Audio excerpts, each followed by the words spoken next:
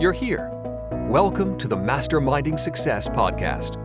They say if you want to be successful in business and in life, then surround yourself with successful people. So pull up a seat. The mastermind is about to begin.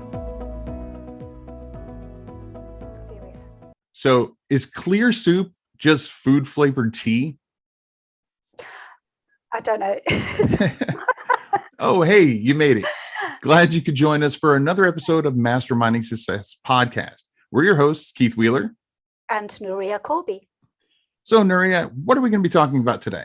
Oh, today is a good one. Today we're talking about shiny object syndrome, and I really suffer from that. What about you, Keith? Oh, absolutely. It's so easy to get sidetracked and see something that looks cool and new and shiny. And so, yeah, absolutely. I fall into that many times. So do I. And I sometimes wonder whether it's connected to FOMO, fear of losing out. What is it? FOMO or FOLO? I can't remember, but it's fear of FOMO. losing out. Fear of missing out. Yeah. So I wonder whether it is connected to that, because it's always something where I'm doing something and then I look at something else and I think, oh, I'm going to try that. And that's the shiny object syndrome. But really, it's like I'm thinking, is that better than what I'm doing now? Could that be better than what I'm doing now? And then I get sidetracked, So do you feel like that? Do you think that's behind it? Yeah, I really think it's kind of the whole mentality where it's, the grass is greener on the other side. Mm-hmm. People are always looking for shortcuts, are looking for more efficient ways to do things, so you have that aspect. So if it's something that's related to what you're already working on, then it's extremely easy, at least for me, to get distracted by, those, something new and cool, because like I said, it might make my job easier or, more efficient. But then also you have, the other projects, the other things that are completely unrelated to what you're doing. And yet you're like, okay, but maybe that's better. Maybe I'll be more successful at that. And it's, it's fairly inexpensive. It's, but even if it's not expensive in monetary stands, it's still expensive in your time, because now you got to learn something completely new. So yeah, no, I absolutely think that's, psychologically a big part of it. And I find it ironic that, that the abbreviation is SOS. Yes, it's like save me, help me. Yeah. Yeah. So yeah, and I'll be honest. I have in many times on my YouTube channel, I know that I have unintentionally kind of fed into that shiny object syndrome, because I try to test out new things so I can give that information to my viewers. And many times people see the shiny object and they're like, oh, well, Keith showed us how to use it and it looks cool, so yeah, I'm going to get it. So it's part of me feels bad that I'm kind of feeding into that, but I really think that it comes down to you can I'm trying to provide information. I'm trying to educate you on it, maybe show you a little bit behind the scenes so you know what you're going to get if you are going to get it. But by no means does that mean that you have to get it, even if it's something that you think will make your job easier, will make it more efficient. Absolutely. If you can't afford it right now, absolutely don't get it. If you can't afford it time-wise, don't get it. But it's a lot easier to say than to do, because I mean, like I said, I've fallen for it many times. Yeah, I have the same problem, and I am guilty of, like you, giving that information to people and then creating a shiny object for them. Right. But I think that we have to think of it as providing information, and people have to also accept it as information and not something that they necessarily have to pursue, but something that they could pursue if it fits into their life or into their work. I find that I tend to go for shiny objects if they are to do with what I'm doing, rather than something completely new. When it's something completely new, then I sometimes think, oh no, am I going to have to learn something completely different? And that's going to take time from what I'm doing now. So it tends to be something that's connected to what I'm doing. But I do realize that it can happen with completely unrelated things as well. And there is a problem in that, because you are spending so much time on this new thing. And it's what you said earlier. It's like the grass is greener on the other side. Well, Right. it's greener where you water it. So I think if you finish what you're doing and concentrate on what you're doing, and then finish that job, and then maybe go and look into something else, that can help. I think that's my approach now, because I've fallen for shiny objects so many times now that I kind of know to hold back now. But it's difficult. It really is difficult. Yeah. Yeah, it is. It's kind of like, when you were a kid and you see you get a new toy, Yeah. or at least see a new toy, you want it, you see commercial for it. Yes. I want it. I want it. Yeah. Yeah, it's hard. And I agree in that it's a lot. Unfortunately, it's a lot easier to get attracted to shiny objects when they are aligned with what you're currently working on. Because again, Yeah. it can either, when you look at it, maybe you think it'll make things more efficient for you. Maybe it'll make your product better, and maybe it will. I'm Yeah. not saying that the newest thing out there isn't what's going to be best for your business. But what I've found way too many times, at least with myself, is a couple things. One is that we can always make more money, but we have a finite amount of time. And the number of times that I've purchased something, for, like you said, the FOMO, fear of missing out, and things that I've looked at and I know will help my business, but I just don't have the time to do it. And so the number of things that I have that I've paid for, and a year later I haven't even touched, Yeah. is ridiculous. And yet, does that keep me from buying the next one? No. Not necessarily.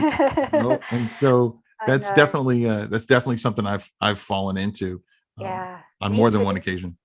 I have that problem with courses. I love learning. I love broadening my horizons and learning about what I'm doing. I've bought so many courses now, and some of them I haven't even started. And I'm still going to buy more courses. I know I will, because I just fall into that trap of, oh, I want to learn about this. And one day I'll have time to do them all. But at the moment, it's really hard. And I think that is the negative side of shiny object syndrome. But there's a positive one as well. And I always think that I wouldn't be doing what I'm doing now if it hadn't been for shiny object syndrome, because I was doing completely other things. And then I was looking at blogging, and I thought, oh, that's what I'm going to be doing. And then blogging led me to KDP, and KDP led me to YouTube. And so there is something good that comes out of it as well, don't you think? Oh, absolutely. And just kind of to add on to that is, not every shiny object out there is something that's going to cost you more money. Yeah. It can cost you more time, because you're going to look into it and research it more. But no, I mean, by no means do I think shiny object syndrome is something that is always a bad thing. It's just something to be conscious of, Yeah. and to look at everything and say, yes, that's cool, but do I need it? Like, does my business need it? There's a fine line sometimes between need and want. Absolutely. And that's what's really gonna help your business progress, is even if it's something that maybe your company or your business can use, it'll be helpful, but do you need it now? Do you need it right now? Are you going to be able to jump into it right now? Is it good for your business to be able to jump into it right now? Because don't get me wrong, there are plenty of products, software that I did pick up, and I use them almost daily, because they do help my business, and they help my business to grow and to profit more. So there's absolutely not necessarily something bad when it comes to shiny object syndrome. But again, it's just something that when you go in with that knowledge that, some people have never even heard of shiny object syndrome. And so I'm hoping at least some of the listeners will at least learn something new today. Yeah. And by knowing that is something that's real, and it's not just something that just you are, a victim of. It's something well known, and we all fall, quote, victim to it from time to time. Yeah. Knowing that ahead of time, going into it, when you see something new, I think helps you make a more educated decision. Yeah. And I think will, in the very short term and long term, eventually, help your business. Definitely. I think I always recognize it now. I think the trick is to start recognizing it Exactly. when it is shiny object syndrome. And I'm starting to recognize it. I'm not saying that I still don't don't fall for it, but I'm starting to recognize it. And then I do think how you just mentioned, you think, is it good for you right now? Right. Will it help your business? Will you need to spend time that you don't have? That's the big one for me, for example. I remember I bought the whole Affinity suite, because I make all my books in Canva, and Canva's so easy, intuitive. I know how to use it, but everybody was talking about Affinity and how it's so much better, and you can't really design on Canva, all this. And I bought it because it was on offer, and I thought, yes, I buy it now while it's on offer. I've never used it. I've had it for about 2 years now. And Yeah. I think it's not the money, it's the time that it would take to learn Right. how to use it that I just don't have. So Yeah. that was No, wasted. I understand. And it's funny you brought up Affinity in particular, because when I talked about, there was, things that I've purchased and and that I know would help my business and I've never used it. Affinity Publisher is one of them. Yeah. When I create my children's books, and in my no content, low content books, majority of the time I use PowerPoint, which is not made, that's not what it's made for. But I've kind of, over the years, figured out a way to manipulate it the way I need it. Absolutely. I use PowerPoint. Yeah, Publisher, I mean, I've seen it. It would definitely make my job easier. It would make it more efficient. And I think the end product would be equal to, if not better than what I can do in PowerPoint. But again, it goes back to what you were saying about time. I mean, I've had it like probably about the same amount of time you have, but about 2 years. And I've opened it. That's as far as I've gone. Same. And I have friends who use Publisher, and so they've given me some tips and things like that. But again, it's just getting around to it, and that's when I'm not sorry that I got it, but that goes back to the, is it going to help your business? Yes. Is it something that you need now? Apparently not, because 2 years later I haven't used it yet. No. And so it's like, do you have the time to work with it, to learn how to use it efficiently? And as I've learned, obviously didn't know it at the time, but the answer to that has been no. But that's definitely something that's on my to-do list. Unfortunately, that to-do list is quite long.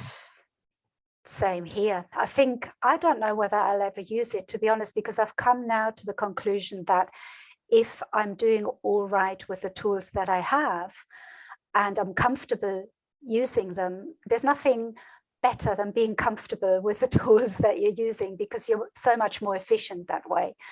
And I don't think I'm losing out on the quality of the images or the designs. I really don't think so. So I'm going to keep using Canva, I think, and that's just going to be one of those to put down to experience. And maybe I'll use it in the future.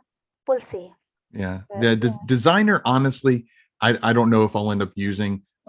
Publisher, I really think I think I will. I do agree that as long as your quality is good, if you're more comfortable with something, then just stick with what you know. Yeah. But I do know that from experience that trying something new, though, is not easy, and there is a learning curve, could end up being more beneficial in the long run. And so if it was just for my books, I probably would just stick with PowerPoint. But I think Publisher is something that can help out my viewers as well. So I think doing videos on how to use it. Yes, that's a good point. And that will probably be what eventually gets me to actually start using it. But I mean, again, a shiny object that I jumped on, because like you said, it was on deal. And so I jumped on it and got it when it was cheaper, which, I mean, I definitely saved money, but again, it's, it wasn't something that I really needed at the time. No, but we love a bargain. And whenever there's a bargain, then we go for it. Yeah, well, I mean, I've got 4 kids, so it's kind of Yeah. just been my life. It's, Yeah, same. if there's a deal, jump on it. Absolutely. I do love a bargain. But it doesn't work out a bargain when you're not using it. But, like you said, we might use it in future. And I find what you just said very interesting, that you're thinking of using it to maybe help other people use it. And I think that's a good point, because I used a lot of things because I wanted to help other people how to use them. So that's as good a reason as any, I think. Yeah. Yeah, no, and but again, shiny object syndrome, like I said, isn't necessarily a bad thing, but I agree it's something that we need to be cognizant of and know going in, and maybe we'll be a little less a little less enthusiastic about it, and think more of from a logical standpoint instead of emotional, because most sales are based on emotion, or at least that's what the salesman is trying to pull your on your your emotions, and that kind of leads right into, when it comes to shiny objects, even if you do purchase something, do you need to purchase the whole funnel? And I think you and I both have the same mentality when it comes to ClickFunnels.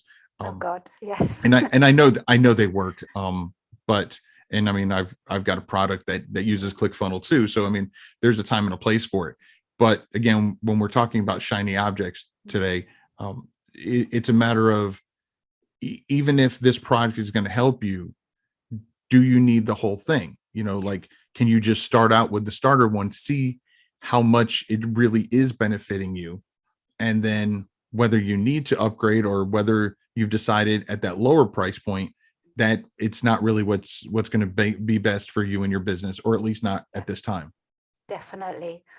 And I think I make that quite clear sometimes in my videos. I always say, you don't need this tool. I'm just telling you it's available, and it might save you time, but you can actually do it without, because I think I always remember when I first started and I didn't have the budget to buy any tools.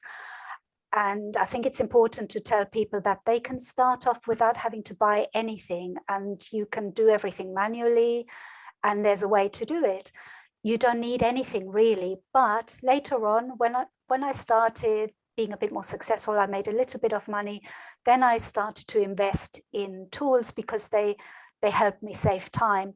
But really, you don't need them as such. It's just helpful time-wise, I think, sometimes. And some tools can help your business, but I think it's important to be clear how they can help, and do we really need it? Because sometimes it can take away from the business, from what you're actually trying to create, and the focus is more on using the tool. I don't know if I made that very clear, but sometimes the tool in itself becomes more important than the outcome. Yeah, if you know what I mean. No, I know exactly what you mean. And that's wrong. Yeah. We, in the last episode, when we talked about starting a business, one thing that I don't know if we stressed enough is that when you're starting a business, especially an online business, nowadays there are so many options that are out there that it can get super overwhelming. And one thing that I don't think can be stressed enough is, when you're first starting out, especially if you have a limited budget, and even if you don't, but getting to what you were saying is, there are a lot of shiny objects out there, but you don't need them all. I mean, I know people who, talking about self-publishing, I know people who have written an entire novel just on their phone, and so they, you don't need, I mean, obviously if you're going to upload something, you're going to work online, you need access to the internet. But I've known people who didn't even own a computer, and they just went to the local library. Absolutely. And so, it really comes down to a balance of time versus money. Which do you have more of? And that's what's going to be best to determine what you need for your business, and what again is a nice to have or a want. Yeah, absolutely agree. Yeah. So it's one of those things. I think shiny objects, and I mean the name is just so apt, shiny Right. object. We tend to go for things that glitter, and there's that other saying, all that glitters isn't gold. So Right. I think that's quite apt in this case. No, I agree. I agree. Just because you know people have gotten so good, over the years. They're salespeople. They've gotten good at making things look the way they think it needs to look in Yeah. order to get you to buy. Yeah, And it's nothing against them. I mean, that's their business model. exactly. And Yeah. so nothing against them, but what you have to do is think, again, going back to, thinking logically versus emotionally, Mhm. is that shiny object, is that sales pitch that they're giving you, telling you about your, what your future business is going to look like and how it's going to help Yeah. you and everything else. Yeah, Obviously they can't make any guarantees. And anybody who does, I will tell you right now, run away from. absolutely. If they can guarantee you a certain number of, Mhm. anything, a certain amount of money or whatever in a certain Yeah. period of time, then that's definitely somebody who is in it just for the money themselves. And I would run away fast. Absolutely. Definitely. And I get so many people asking me, when I inform them of different tools, and they actually ask me, will I make more money using this, or will I get more sales using this? And I always say, no, there are no guarantees. This doesn't guarantee anything. It's a tool that can save time or, help you in other ways, but it doesn't make you money. If there was such a tool, I'd buy it right now. Right, So, right. you know, it doesn't. And I think people get the wrong idea sometimes of why they are buying a tool.